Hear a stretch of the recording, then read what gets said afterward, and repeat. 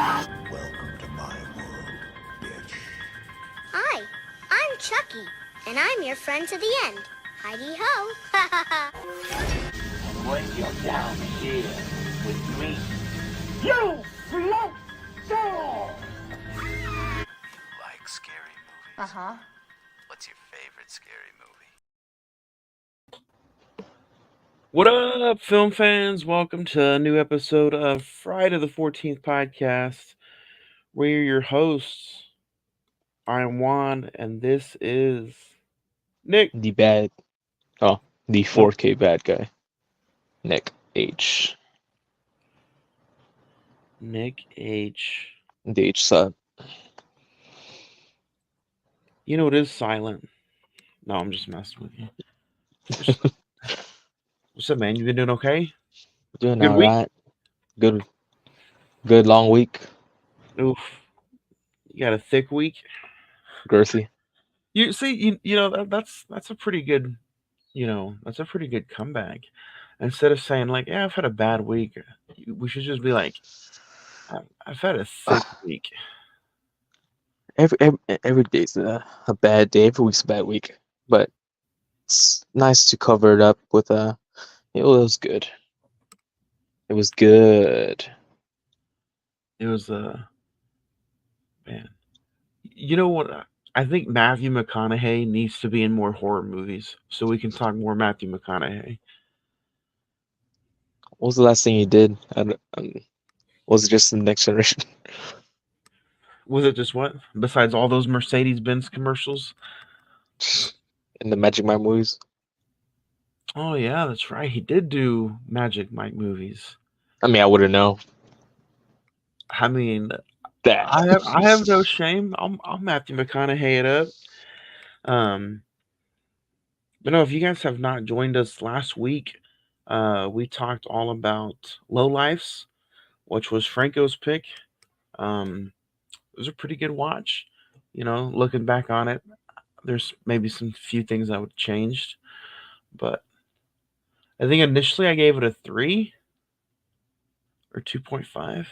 I think I'd probably drop it down to 2.5 after thinking about it. I was like, did you do a rewatch? You guys can check us out on the social media pages, Instagram /Friday the 14th podcast.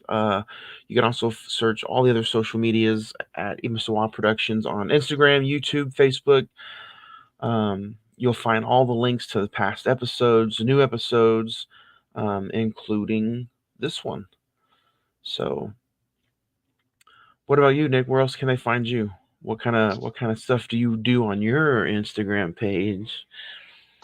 Oh, I'm lacking on my content there. I would say recently, I mean, the only thing I put out was like a story thing. Pretty much saying that I went out to go see The Strangers reboot or the new trilogy. Oh, so you went to go check it out? Yeah, even after hearing like not so much like goes like it's terrible or anything like, but it's just like it's pretty much just a remake of the first one. So there's like minor switch ups, essentially just retell the same thing. Liv Tyler's not in it. Unfortunately. It is a big unfortunate. She was probably one of the best things about that first movie. What about the guy character? Was not doing it sell it free? Huh? The guy was doing it free. What was his name? Oh no. I know who you're talking about. You guys already talked about The Strangers too, way back in the day. Yeah, I think it was me and Fuentes. Yeah. Yeah, Scott Speedman was not doing it for me. Liv Tyler though, that's a whole nother genre. That's a whole nother conversation. She could have an entire episode dedicated to herself. That's all I got to say. But no, man, yeah, I want to go see it, but I simply want to go see it for the fact that I think a lot of people are calling it like a pretty bad remake. What did you think? Did you, a little short spoiler free thought? Spoiler free. Did you enjoy it? Would you go see it again? Uh, well, streaming, I'll probably check it out again. Especially for a refresher since it is going to be a three-part movie series. So I'll do it. I mean, but it's not a movie I would say to rush to the theaters to go see. Like I said, it's very minor switch ups what they do with this movie, just the retelling. But I won't say it's terrible. It's not the most terrible thing I've seen. Just like I'd say, like if you didn't see the original, it's okay to go watch this one. But you've seen the original, then you can wait on it. You just don't get no lift. So no live in the Strangers reboot. Um, yeah, and I'm a fan of the original. I really do like how the original made you feel like you were definitely watching maybe something that was based on a true story. So I don't know. I It's been a slow week for me, honestly, since Low Lives. So far I've only checked out Killer Clowns from Outer Space, The the 4K transfer. 4K transfer from Scream Factory. Um, really good transfer, by the way. Um, really good. And then I checked out the 4K transfer for Apocalypse Now, which you guys can hear my thoughts on the other movie podcast on Sundays. But yeah, like, been a slow week, so I don't know if it's hard to find, but I found it like 20 minutes away from me. But Killer Clowns from Outer Space, I would highly recommend if you're a fan of that movie. You have to go pick it up. It's a really good transfer, and I haven't seen the special features yet, so we'll see. But it's worth it. It's like $35, so $1 Yeah, for every anniversary year it's been out. been slacking on the new release gets. I would say the latest release I did get a hold of like 4K was a collection I've been made to pick up for a while. Toy Story. Oh, yep, that one. Uh, The Rings 4K collection by Scream Factory. oh, But Killer Clowns is definitely on my radar. The thing is, I'm still going back and forth. The regular edition, the Steelbook edition, both. well, I don't know about both. It's not that fancy.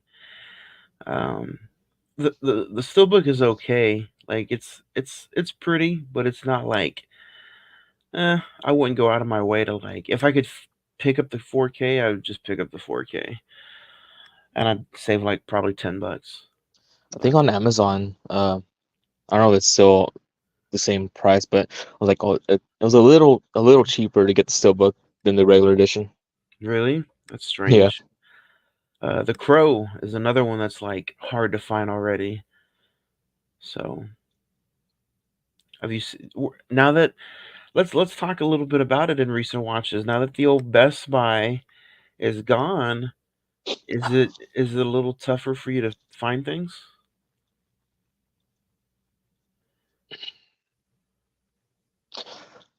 last time I went to Best Buy, I actually didn't leave with anything. That was kind of odd to me, strange, versus one that physical media was up there to always leave with a few things. But Yeah, I don't go to Best Buy anymore. Fuck them. I've even deleted them. I deleted the app and all that good stuff. So I'm not gonna go to Best Buy for a fucking $2,000 washer. I'm that not gonna dryer, go. Yeah, I'm not gonna go. I'm not even gonna go there for a TV because you overpriced TVs. You overpriced fucking mixers, fucking Food Ninja stuff. Like, and now that you don't have any movies, you're fucking dead to me. I don't need to go there for anything. I yeah. hope uh I hope Best Buy fucking rots in hell and hopefully they go bankrupt and they're out of business and not even open by Thanksgiving. Fuck them. But to answer that question, I haven't really been retail store buying really. They're mainly just sticking to like half price books and whatnot. The thrifting just buying older titles that I didn't have. Walmart's updated their steelbook at like area. I don't know if you've been lately, but like all the Best Buy exclusives they used to have, Walmart has now. Yeah, I guess I can show off a couple of them or a few of them. This was definitely one I wanted to get my hands on. VHS, the triple feature of all the Oh, Shudder exclusive ones. oh, I don't know that was a triple feature. But see, you're into those. You're The into those VHS, found footage movies. yes. Are those found footage movies? And then got the Hollow Man Steelbook See, and I love me some Kevin Bacon, so I want to get that one. Anaconda. Also had was it that one Cut of the Dead? Oh yeah. That's a good Train to one to pick up. Busan as well. God damn. He's like, I haven't really picked anything up. He whips out like 8 fucking movies. The thing is, he really reminded me of. I was like, "Oh, what? Oh yeah, I did." But I mean, even then, like, I feel like the gap's it's been a while. Did you get the Lost Boys triple feature? No. Come on, man. Do you have the Wait, Lost wait. Boys? Do you have the Lost Boys at all in your little collection? The Any 4K Lost any Boys version of it? Oh, original. okay, good. Okay, I was about to come through this motherfucker and just Need some more Corey. everybody needs a little bit more Corey. But man, before we dig into the P2, we're gonna get ready to go through the cast of P2. That's what we're talking about today. IMDb ranks it at 5.9, Rotten Tomatoes at 34%. The Metascore is at 37%, with a release date of November 9th, 2007, with a budget of $3.5 million. This movie grossed $7.7 million at the box office. A businesswoman is pursued by a psychopathic maniac after being locked in a parking garage on Christmas Eve. Starring Rachel Nichols, Wes Bentley, Simon Reynolds, Philip Atkin, and directed by Frank Calfone. Streaming on the CW streaming site, which I did not know that was a thing, the Roku channel, or you can watch this movie on Plex. Again, before we get into it, 2007, before we spoil the shit out of it, so go check it out. It's free on Plex, and I pretty much gave away the entire plot of the movie in the synopsis. So, who's hot in this movie, Nick? There's a real small character list.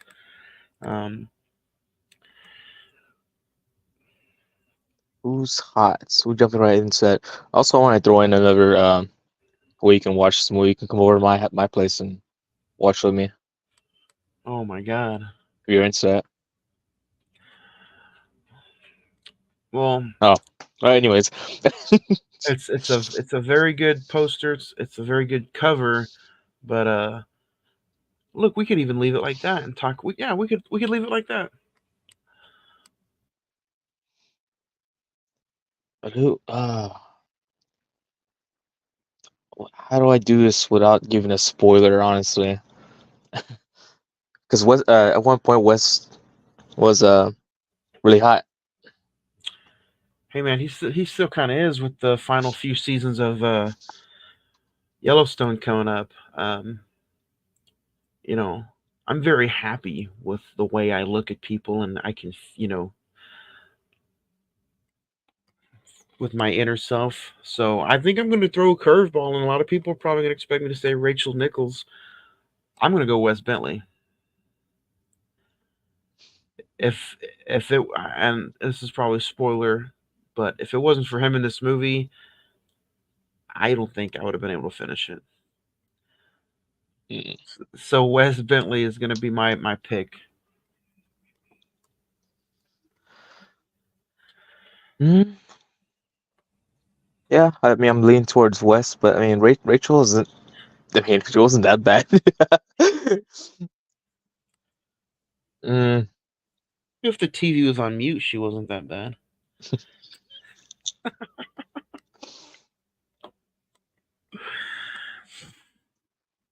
hmm.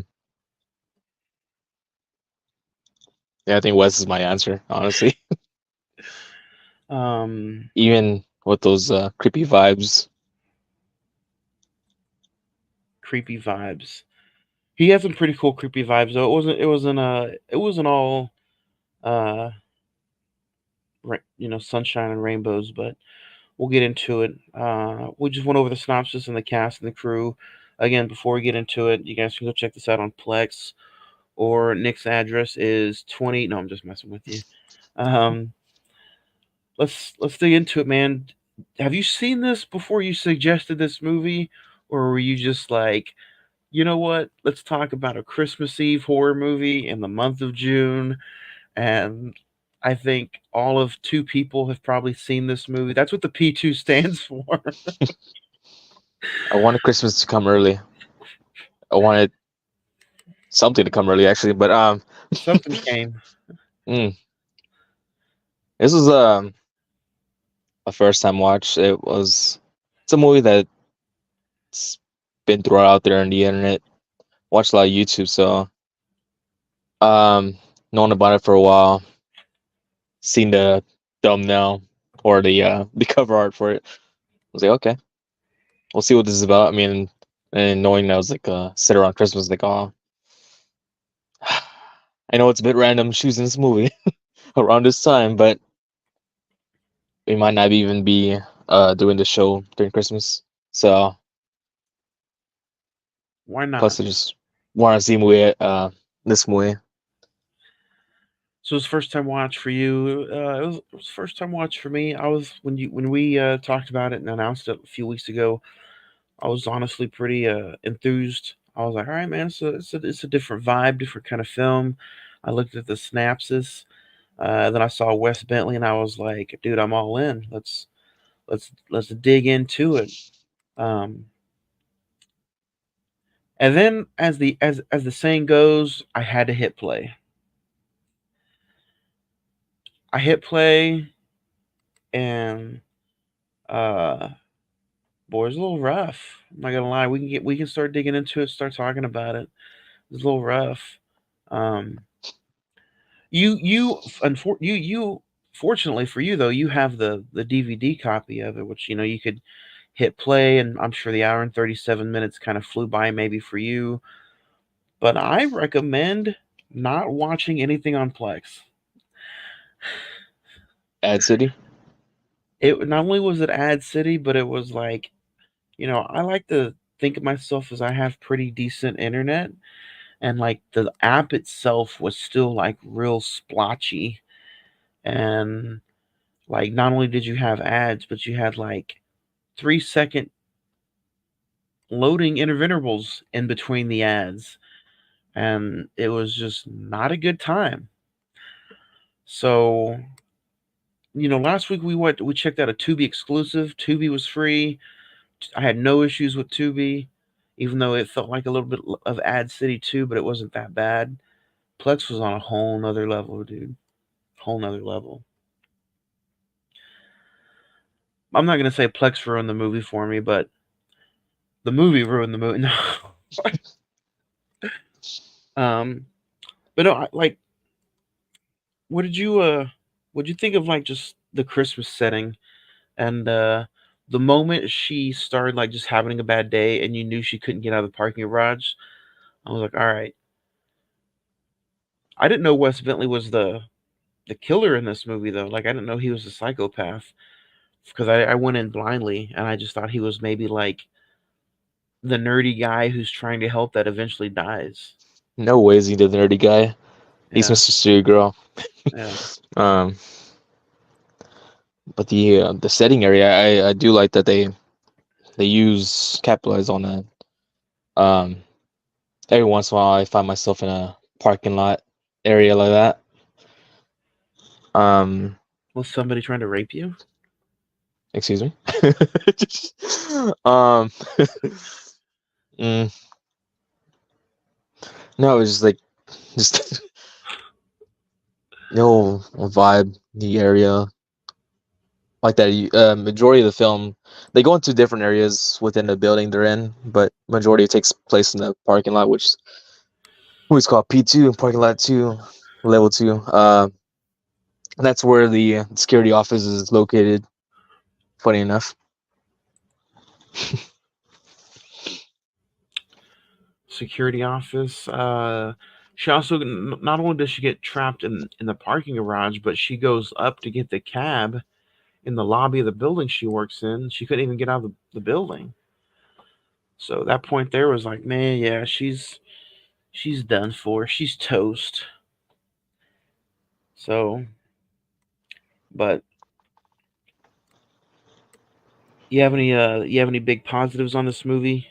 Because I had a hard time.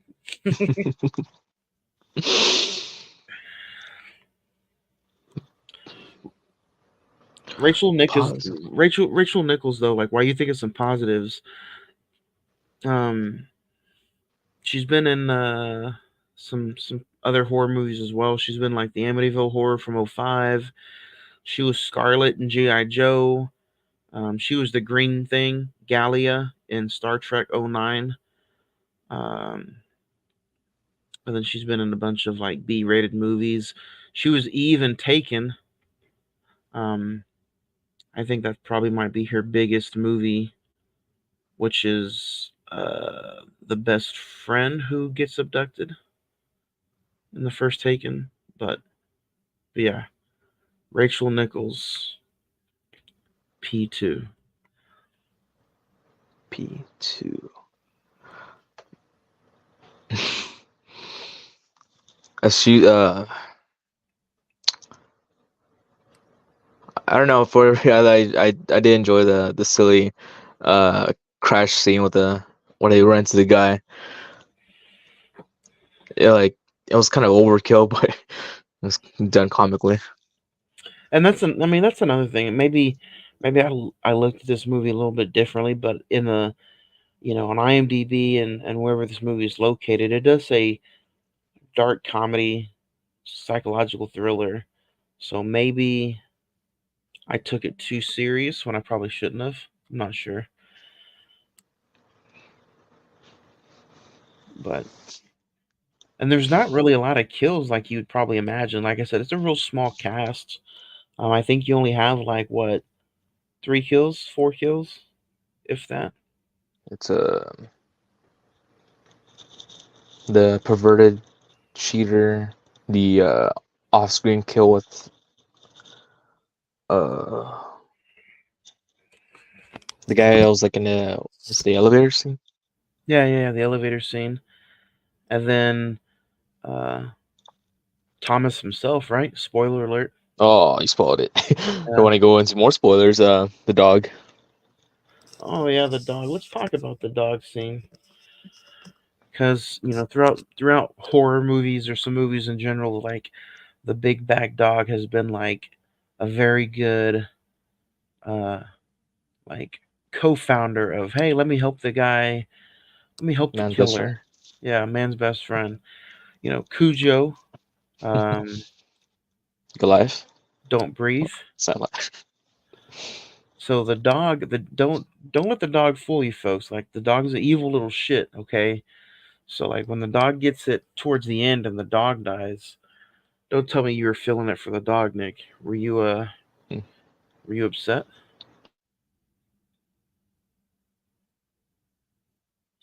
You were upset, weren't you? Oh, Nick is having some technical difficulties. He's freezing. He's froze. Can you hear me, Nick? Nick?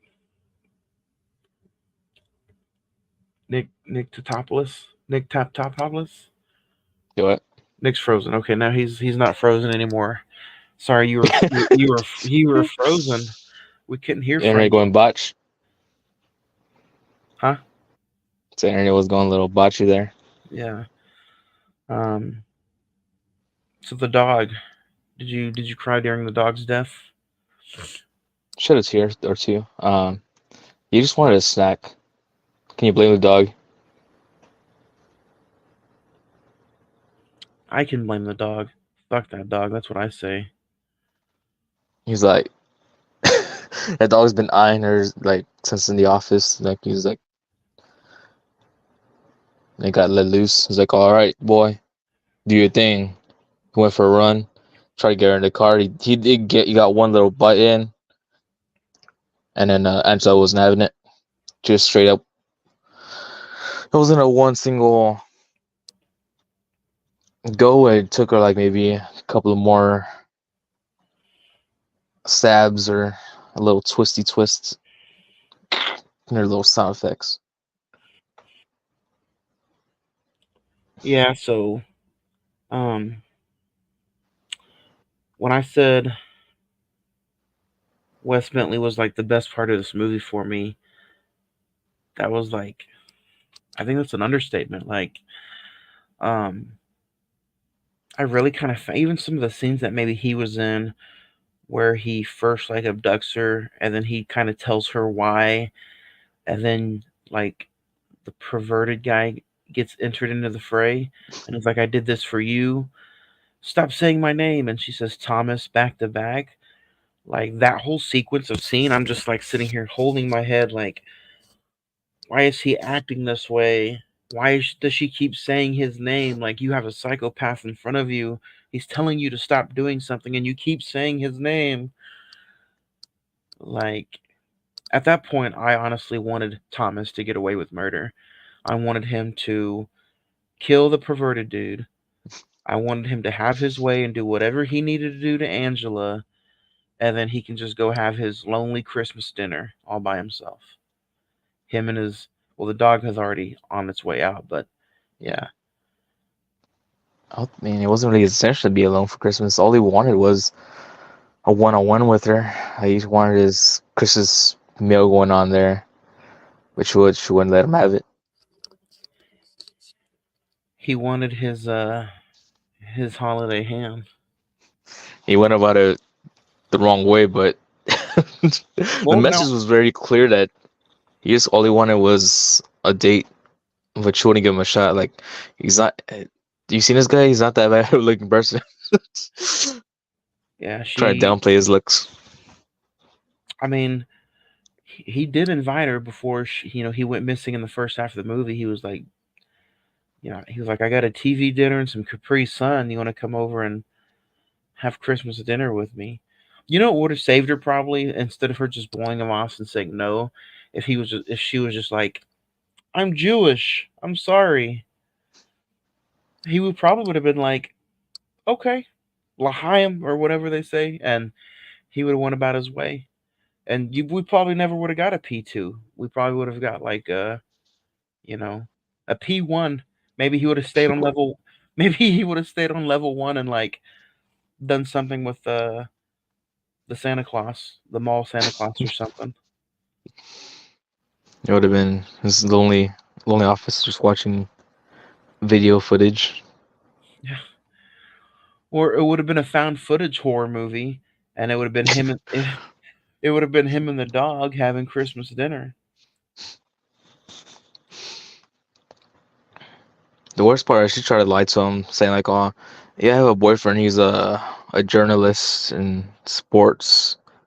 Also by the way, it's on the internet, so you can't search that up. It is on the internet. Did you did you like how they kind of like also made him seem like real Norman Bates ish? Like not only was he like, you know, a psychopath, but he was almost looking at her like how Norman Bates looks at his mom. Like he wouldn't harm the girl. Because he says it numerous times throughout the movie, like, I'm not gonna hurt you. Like even when she stabbed him in the eye. Spoiler. You know. The prosthetics and the special effects right there took me back to 1980s Friday the 13th. So Talking about that, Kevin Bacon. yeah. but like he's not gonna hurt you. He's getting ready to kill the guy who tried to like finger you, like molest you. So like why, I guess I'm not taking Thomas's side at all in this movie, but she didn't even give him a chance. I don't know. This whole it sounds all one sided, doesn't it? You're rooting for Thomas, and I'm like, I'm not saying going for Thomas, but I'm going for Thomas. Nah, so, don't say my name. Why'd you say that? He's like a good bad guy, but I don't know. This movie's budget was 3.5 million. I guarantee you they wasted 3 million on the soundtrack, like trying to get all those Christmas rights to those Christmas songs. I was like, really? This many Elvis Christmas songs are in this movie? Like, how did you afford this? It was the music. It was Wes. It was that little Elvis figure that was on top of the vinyl player. Probably the lot they use was pricey itself. Or they probably did. They probably waited till like after hours and went down there and just recorded while nobody was there. And the person that they unintentionally got in the film was the homeless woman. They're gonna kill me. Yeah. And another scene that was kind of like cringy for me. What about you? Did you like the scene where she was like explaining to her family why she wasn't going to be there? And it's just like, do you have the flu? I don't think I can make it. I just need some rest. I'm like, man. And that's the part where Thomas has his hands around her. Yeah. He's holding her tight. She's like, oh boy, it was tighter, Daddy. Oh no, Yeah. no. Was that was before women started getting into that? Yeah, he was trying to clean her out like a Thanksgiving Day turkey, boy. I don't know. It was just kind of cringy. Like, maybe I just need some rest, but I won't be there. How'd you feel about that? The film footage you showed her, like you want to see your present, your gift right here. Shows her that little elevator scene with the pervert. I was See? like, oh, VHS. Yeah. Even then, she was like ungrateful for her gift. Then it was a 2-part gift too. It wasn't just like a one gift. He's like, oh, second part, I'll take it to the P3. That's where or P4. I think that's where it was. He took her up a level, see? So we're just skipping 2 movies now. Yeah. Took her to another parking garage. Showed her the guy that was like being mean to her, wanting to rough her up. She just not interested. That's also kind of a funny thing, thinking about like I would assume the whole movie was gonna be surrounded with this just that one level. Like they're gonna focus on like it's gonna be like a Like buried. like I guess buried, or I was gonna say Saul, but Saul kind of goes to another area, but just that main focus. But they actually go through P1, 3, 4, and all that. So, trying to hold Angela, he goes through many P levels. And to be honest with you, like I don't know what his obsession was. She didn't really seem all that great. She seemed Mid. yeah, maybe. I mean, I didn't get to see the rest of the cast. There wasn't really much to I mean, Mhm. everybody else was like kind of side characters. Jody, Lorraine, man in elevator, homeless guy, cop 1, cop 2. So maybe Thomas should have just opened up his uh, menu a little bit more. You know, I think him being focused on Lorraine, or not Lorraine, but Angela 24/7. The poor guy Probably should have went to different P levels, if you know what I mean.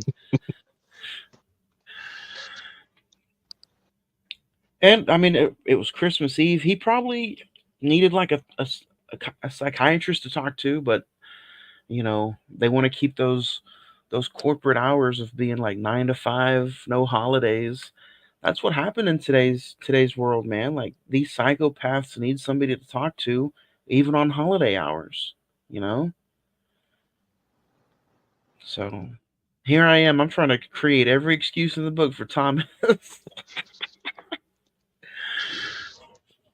I mean, at one point, I almost cared if he lost his job. Like that seems like, oh, you're just trying to get me fired, aren't you? I was like, what? Him getting fired was the least amount of his worries. I want to know how long he's actually been working there and planning this out. It's like Yeah. today's the day. We need that would be a little fun conversation. A prequel to P2. P1. PP1. PO. P origins. Yeah. Pre-Thomas. Little Tommy. But yeah, even the scene where like she, eventually like gets set free and she stabs him in the eye. What does she stab him in the eye with? Is it a fork? No, she stabs him in the leg with a fork so she can get out right after he makes her call her family. He gets stabbed with a fork. But what does she end up using in his eye?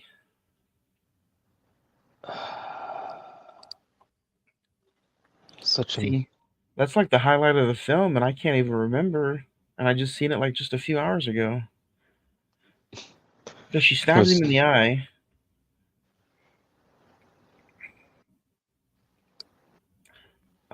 This movie made it to Blu-ray. What?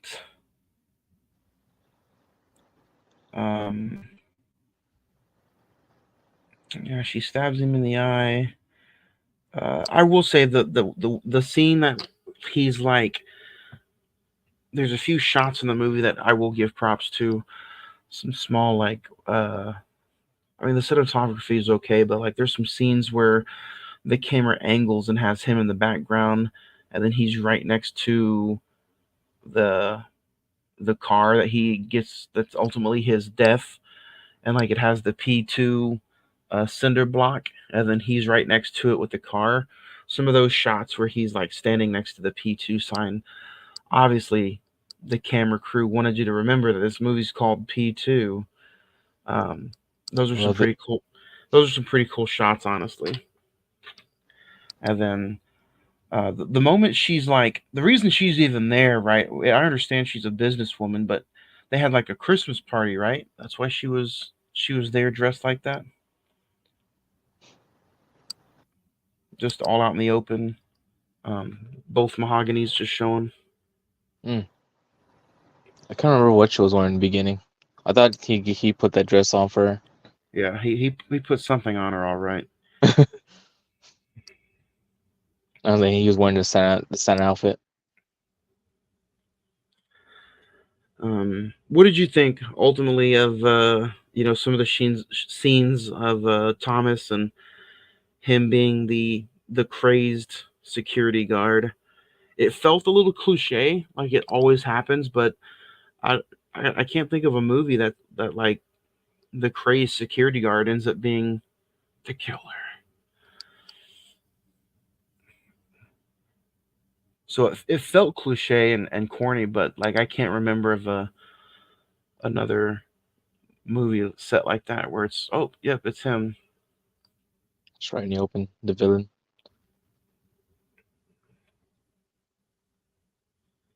So it's really that maybe he was supposed to be the villain. He was just salty that just turning him down, and he became the villain. Should create that villain arc for him.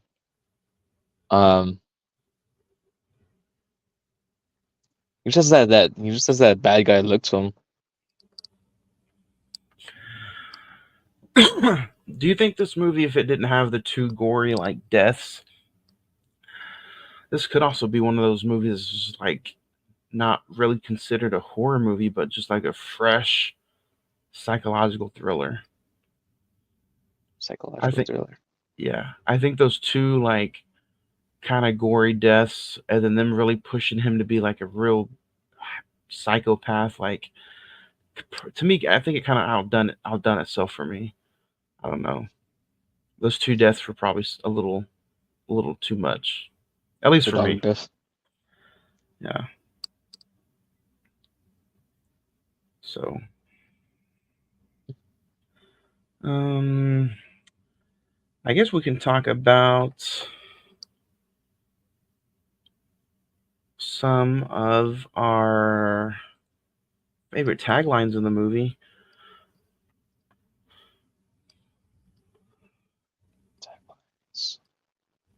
Uh,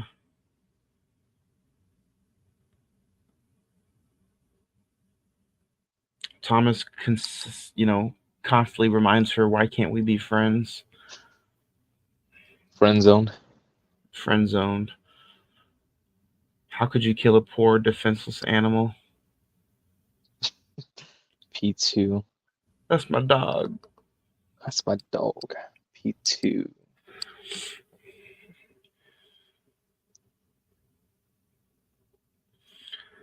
Um, Thomas yelling out at Angela, "You did fuck him, didn't you?"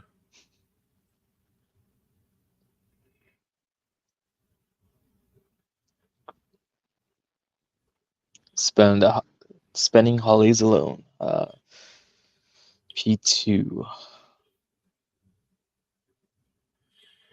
A new level of fear. New level of fear.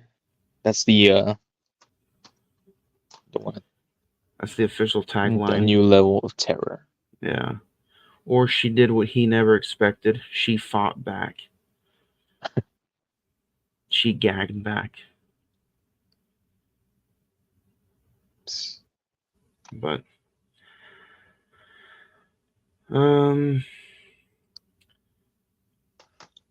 yeah. I don't know. I think I just expected probably a little too much more out of this movie. Um did you have a favorite scene?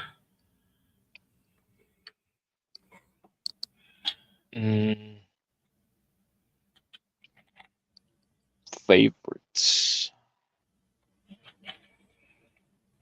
I'd say that's been the overkill scene, the pervert, and or even not even like death wise, just him getting the cops to leave and whatnot. Her in the back of the trunk, and then he has the music blasted out loud. No. When she's trying to get away and the music just starts blasting. Boy. Just like, and then she finally busts out of the trunk, gets to P1, and the cops has already gone in, and of course Thomas is already at the gate. It's like, oh, why don't you just stay put? I'm just trying to have dinner with you, girl. And then that's when he sicks his dog. If I had to pick, this is really tough for me. I want you to know that. Real tough. That's when he dies. That'd probably be my only favorite scene in the movie. When she takes the oh so corny 90s looking taser and she does the the Roman Reigns fucking Cocks it. cocks it and points it down to the gasoline spill, and I'm like, are you serious? And she points it down the gasoline. I didn't even know you can do that with a taser and gasoline. I was watching that scene. I feel like that should have gone wrong, and then it backfires at her or something like that. It should have backfired at her. But yeah, she does the whole spiel, taser to the gasoline spill, and it lights him on fire. Whenever she stabbed him in the eye too, that was okay, I guess. But it makes you wonder, like, the moment he got caught on fire, obviously the fire water sprinklers came on, so it kind of wanted you to get teased, like maybe he's survived, maybe he's a It's gonna burnt victim. Yeah, put it on time. He's interested Freddy Krueger. Yeah, he's a burnt psychopath now with burnt hot dog fingers. So, yeah, that'd probably be my one and only favorite scene. Pretty. I don't know. I don't think. I mean, you could have let him survive sequel, but I mean, she was on the cover of this movie, and judging by the looks of it, she wasn't gonna go. She should have went. I was expecting a nice. I wouldn't have minded a Quentin Tarantino death where they all just die. Everyone dies. It was like, and it's like the Halloween 2 ending. Yeah, there you go. Loomis and Michael. A businesswoman. How dare they call her a businesswoman? But yeah, P2, a new level of terror. What your pick? You go first. What's your official Danny Trejo rating? 1 out of 5. 1 out of 5.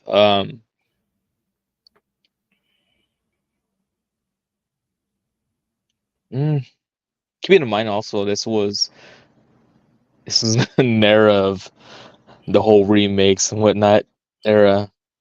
Was this Like a there was remake? like not that this movie was. I'm just saying the 2000s era. Oh yeah. Yeah, like The Grudge and stuff like that. House of Wax. I'm gonna give this a generous 3.5. Oh fuck. Oh my bad. Straight up like, oh shit. He's a Dude, 3.5. I thought about my mic mean fuck that guy. And on the There's season couple of finale, reasons. No, I mean, that's good though. despite I'm glad you liked it. I mean, I think it's just the setting. What was his just the humor that he puts out there, and like there's that scene where he's like busting out some dance moves, just dancing. He was the dancing queen. Just thinking about like this simple, just the guy that wants a date for Christmas time, but it all goes wrong. That's what they should have called this was Christmas Date. The Christmas Date. Can be a simp. And I mean that's probably what it was, honestly. Like, I think I wanted to take this movie a little bit more serious than what I probably thought. And but I went into it thinking what I was thinking, and it was just a little too cringy for me. I don't know. I'm gonna give this a generous 1 out of 5. Oh, bust out! Put your face like. As badly as I wanted to give this a half a star out of 5, but no, I'll give it a 1. The good thing about it is if you guys do want to check it out, it is free on Plex or on the CW streaming app, whichever comes first. So yeah, you guys can check it out. Let us know what you think. Is it that bad? Let me know. Is it really that good? Let Nick know, but just let us know. You guys can hit us up on the social media accounts. Friday the 14th podcast on the Instagram, facebook.com/Friday the 14th podcast. Or you can just search all the social medias at Emisawa Productions on Instagram, YouTube, and Facebook. We have a live podcast every Wednesday night at 7:30. Followed by, you can hit us up on Sundays. We have the Cinnamon Movie Podcast on Sundays, sports podcast every other week, wrestling tacos, card openings. You guys are doing it all on this channel, man. Everything. What else is on this channel? You. No, I think you already said that. You just made the symbol. What is that show called? I'm sorry. The symbol? Yeah. It means I want you. No, it means Ooh, it's kind of an anime nerd shit culture. But But for it's the show, understandable. it's but it stands for Ultimate Wrestling Unpacking Packings. And those do those get released every week or? It's really up to Franco. He has them all on the back burner, really. Um,